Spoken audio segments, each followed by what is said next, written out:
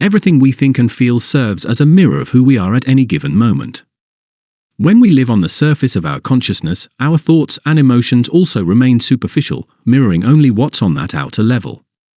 This version of ourselves, though perhaps simpler to access, limits us from experiencing the depth within us.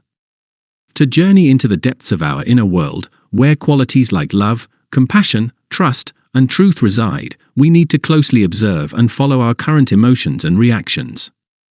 This path of self-discovery is not always easy, as it asks us to confront parts of ourselves that may not align with what we desire or expect.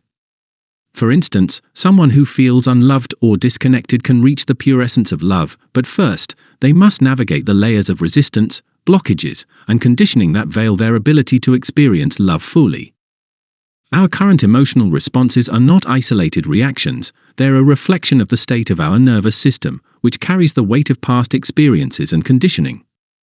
Each experience we go through imprints itself on our mind and body, influencing how we respond to future events.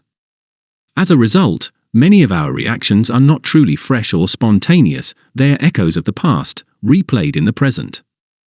This means that much of what we feel in response to situations is filtered through past conditioning rather than rooted in the present moment. Often, we aren't fully living in the now. Instead, we find ourselves replaying memories of the past or anticipating future scenarios, which blurs the clarity of our present experiences. Despite this, the search for our true self begins right here in the present moment because our emotions, unlike our thoughts, can only be experienced in the now. An emotion is the fusion of a thought and a physical sensation, where the thought may drift between past and future, but the physical feeling is anchored in the present.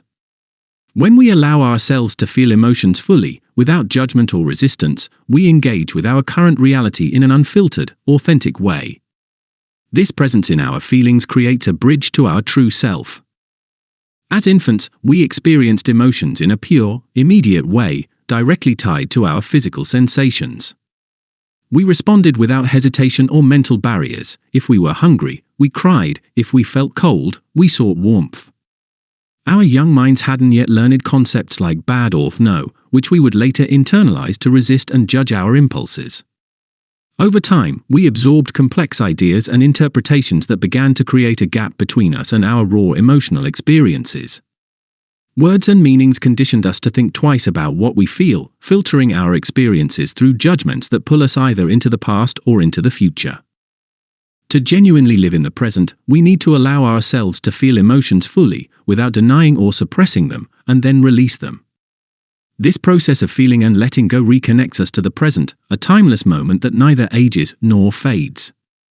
Beneath all our thoughts and mental overlays, emotions distill down to two primary sensations: pleasure and pain. We all instinctively want to avoid pain and pursue pleasure. Yet, through life's conditioning, we find ourselves tangled in complex emotional states that prevent us from following these natural impulses freely. This conditioning is what often leads to inner conflict. We may desire pleasure and wish to avoid pain, but our learned responses complicate this. By peeling back the layers of conditioned thoughts, judgments, and expectations, we can gradually return to our original, unfiltered state of presence. In this state, emotions flow naturally without trapping us in cycles of thought, giving us a clearer sense of who we truly are and allowing us to respond to life with authenticity and depth.